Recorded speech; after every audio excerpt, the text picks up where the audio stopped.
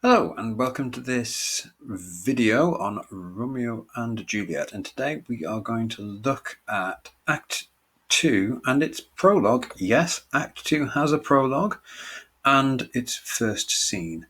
Let's get straight on. Remember, it's always a good idea when you're using these videos to have a copy of the play to hand.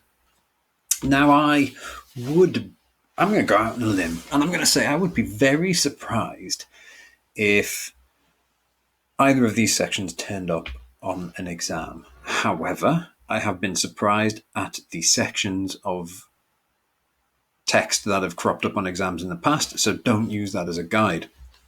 So it's worth knowing that these exist. Now, one of the reasons I would be surprised that this particular scene would turn up is because actually the prologue of scene one and act and the prologue of act and scene one of act two essentially don't do anything to the plot. There's a moment where Romeo obviously jumps over the wall, but it's you could just as easily have him do that at the start of scene two, and many directors may choose to do that. These are disposable scenes, and in some cases, you'll find many versions of the play don't include the prologue at all, and certainly will cut very large chunks out of the first scene. Get to that all important Act 2, Scene 2, the balcony scene. Most people mistakenly assume that that's actually the first scene in Act 2 of Romeo and Juliet. And it's understandable because the first, it frequently in versions you'll see will be the first scene because they'll just lose the other two bits. But they do something. Some scholars have even thought actually that the prologue just doesn't even feel Shakespearean. And when we look at it in a little bit more detail, you see it does feel remarkably different from the other two examples of the Shakespearean sonnet form, which crop up in the play, where we see it in the first prologue and we see it when Romeo and Juliet first meet. It feels different. Tonally, it feels different. Stylistically, it feels different. And it does something very different from that first prologue. And it completely at odds with the language that you see in Romeo and Juliet's first 14 lines. However, what it does do is it explains the problems of the situation that Romeo and Juliet find themselves in, and it kind of goes back over that internal journey that Romeo is taking from obsession with Rosaline to this love for Juliet, and it kind of sketches out for the audience what must be going on in his head.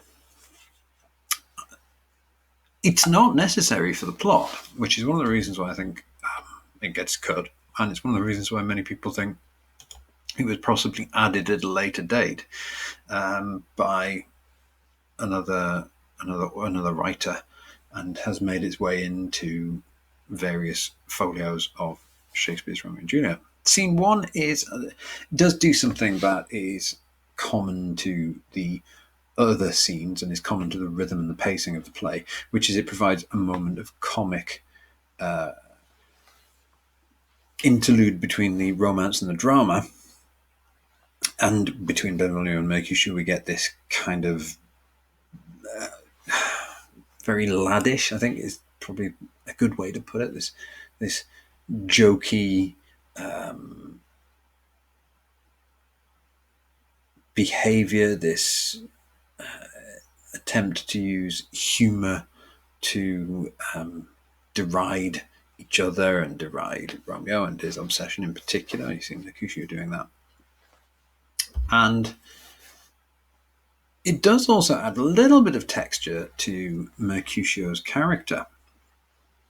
Although, to be fair, that texture is kind of made a bit clearer in Act 2, Scene 2, the very first line of it, which is a bridging gap between them. But it's on the back of the lines that Mercutio delivers, and what it demonstrates. Romeo throws that line, he jests at scars that never felt a wound. In other words, he's making jokes about love, even though he's never been in love himself. And you see, when we look at the language in a second or two, you'll see this. When you look at the language that Mercutio is using, his attitude towards women is very, very different, even if we might assume that Romeo is often just obsessed with looks and, focused on sex, we see the sexual language that Mercutio uses has a very different kind of set of connotations to it. As I say, interestingly, these are both sequences that directors will frequently cut for reasons which I've just made clear. They don't move the plot, and tonally, they're very, very different. However, they do have something to them. So let's look at this. You can see here you've got 14 lines, and if you look, you've got that set of quatrains with the AB rhyme scheme and that pair of rhymes at the end here. So it's obviously in Shakespearean sonnet form. There are some of the themes and images that are taken up again. So we've got old and young, the deathbed and the heir, so like the dying and the inheriting. But it's also a reference here to the younger generation doing things that are different from what the older generation have done. And of course, it's the older generation who are responsible for the tragic situation that surrounds Romeo and Juliet and their ultimate fate. And it's interesting that old desire doesn't have his deathbed lie. So we've got this idea of a deathbed cropping up as well, which is, again, a common image. Then we get this very, very Romeo is beloved and loves again, alike bewitched by charms of looks. So Romeo and Juliet are attracted to each other about, through their looks. It's a very straightforward explanation of what's going on. And we also have an explanation of the difficulties that they are going through.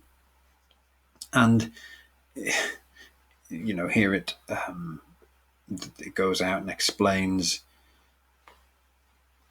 they find ways to overcome their difficulties because they're in love, and Romeo he will meet his new beloved anywhere.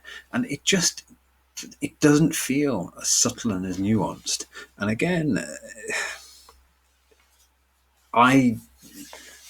there's no evidence that Shakespeare didn't write this, but it just doesn't feel like it fits. It just feels clumsy. And, that's not to say that Shakespeare hasn't got sections that aren't quite as well crafted and fluent as some of the great lines that he delivers across this play. That there's obviously different levels and textures and needs, but it just doesn't feel like it fits. So it's often removed, but it is there. And again, it's this idea of prologuing and explaining how things move. What's interesting is we don't get this with any of the subsequent acts. And, why not? If there was going to be an act that could do with a kind of a bridging prologue, you might think it might be Act 3 to explain a little bit about how Tybalt in his rage is now seeking out Mercury. If you were going to prologue something, that's a pretty good act to do it. Act 2 doesn't feel like it needs it because Act 2, Scene 2 is, will do the job. It's obvious what's happened. Anyway, let's have a look at Scene 1 now. So there it is. It's in there. It's just worth knowing about. Don't spend too long on that. Here we've got this scene then. So what happens here is you've got Romeo delivers some quite powerful language. I mean, this is back to that kind of high romantic imagery that feels typical. So, can I go forward when my heart is here, turn back to earth and find thy cinder out? So it goes and looks for where his heart, the heart of his being, my center is. And, he literally can't leave his heart behind him, so he has to turn back. And then we get this bit where Mercutio basically makes a joke about his obsession for Rosaline. He says, I'll bring him back by conjuring him using Rosaline's name and describing her. And he uses all these literary and mythical allusions. Talks about Venus and Cupid. And then he does this, and this shows you the level that his language is operating on. I conjure thee by Rosaline's bright eyes, obviously referring to her beauty, her high forehead, her scarlet lips, her fine foot. And now we're moving away from her face, her fine foot, her straight leg, and quivering thigh. And you can see where this is going, almost literally, and the domains that their adjacent lie. So we've got this very direct sexual reference here. And maybe he's accurate. Maybe this is Mercutio accurately identifying that this is that Romeo is lusting after Rosaline, not in love with her. And we might even question: can he be in love with Juliet after such a short period of time?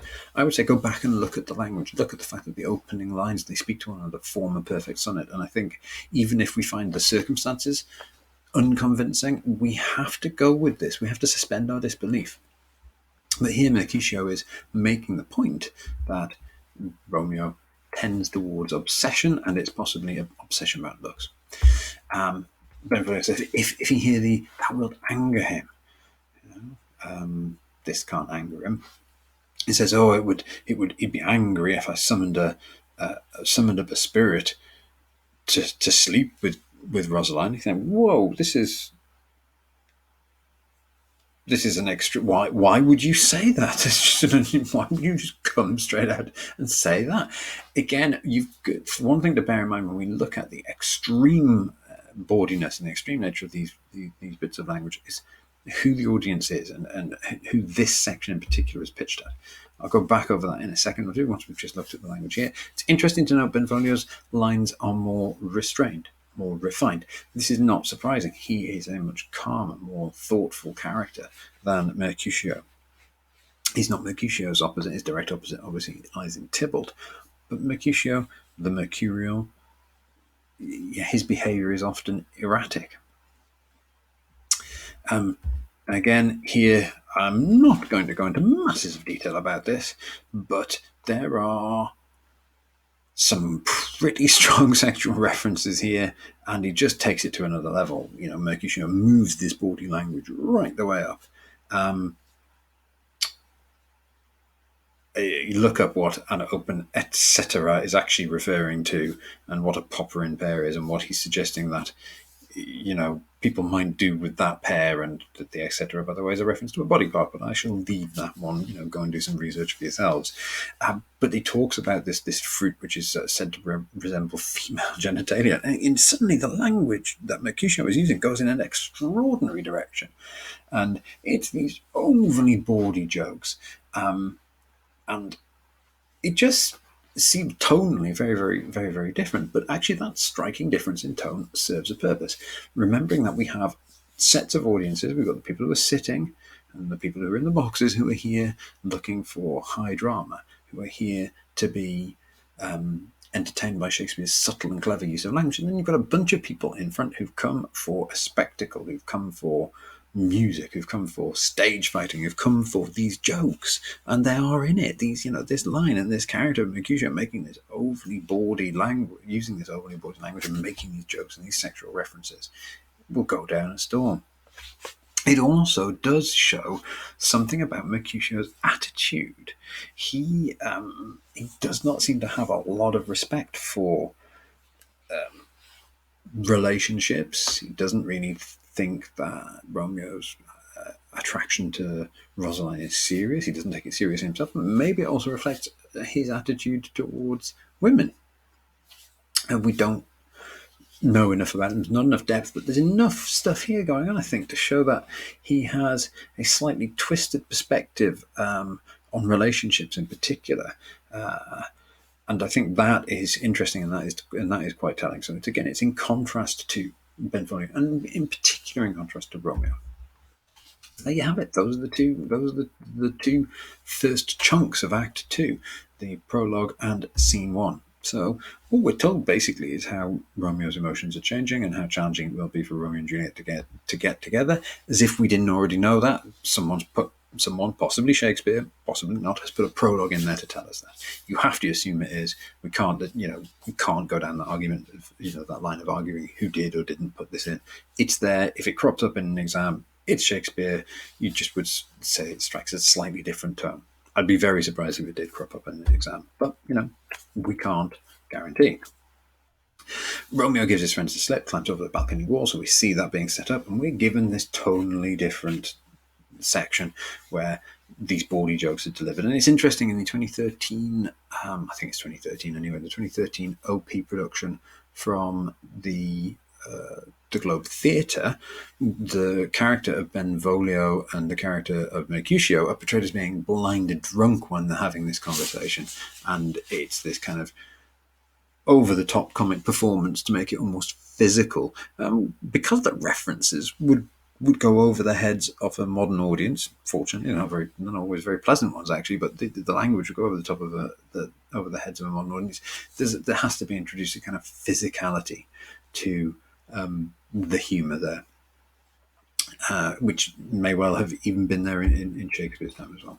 So they're really just placeholders. These two sections. They don't advance the plot. They do reinforce some of the themes, and of course, tonally they do something different to keep the other section of the audience entertained. So there you have it. The prologue that most people don't even realize is there, and scene 1, the scene that most people don't even realize is there either, of Act 2. The next video, of course, will cover that all-important balcony scene, Act 2, Scene 2. Thank you very much. Bye-bye.